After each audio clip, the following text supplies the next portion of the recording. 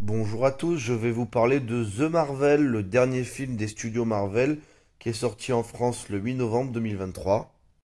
Le film nous raconte l'histoire de Monica Rambeau, Miss Marvel et Captain Marvel, qui vont devoir faire équipe pour comprendre pourquoi elles changent de place à chaque fois qu'elles utilisent leur pouvoir. Bon, franchement, je m'attendais pas à grand-chose, mais là, c'est pas qu'il y a pas grand-chose, c'est qu'il y a vraiment rien du tout. C'est nul. Nul, nul, nul. J'ai rien contre les films de super-héros, et d'ailleurs j'aime beaucoup ça, hein, que ce soit DC ou Marvel, quand c'est bien réalisé, je suis à fond. Mais là, vraiment, il n'y a rien à sauver. On va commencer par les actrices. Je suis désolé, mais les trois, déjà, elles n'ont aucun charisme. Et elles jouent, toutes les trois, très mal. Alors dans des registres différents. Alors Captain Marvel, elle a aucune émotion. Son visage, il bouge pas du film. Donc franchement, je sais pas, faudra m'expliquer ce qu'on veut faire avec ce personnage, mais en tout cas, il est pas du tout attachant, hein. Euh, Miss Marvel, elle est tout le temps en train de gueuler. Voilà, c'est la vision de l'adolescence de Marvel.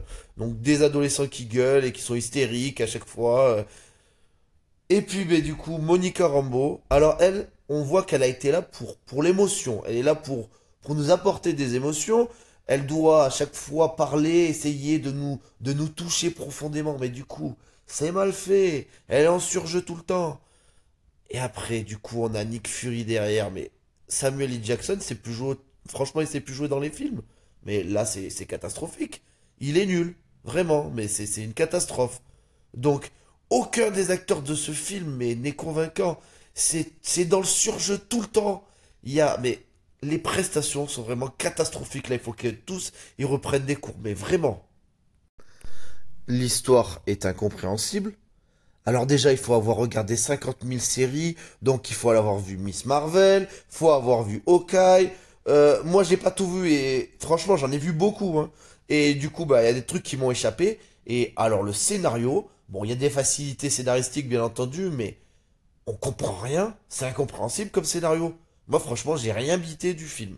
Et franchement, ça m'a pas tellement posé de problème parce que finalement, je suis pas sûr que eux-mêmes ils aient compris, hein. La méchante du film, bon, bah, c'est une catastrophe. Bon, la performance d'acteur, encore une fois, il n'y a rien, hein. Donc, du coup, ses motivations, on les comprend assez vite, mais le personnage, il n'est pas du tout développé. Elle n'est pas puissante.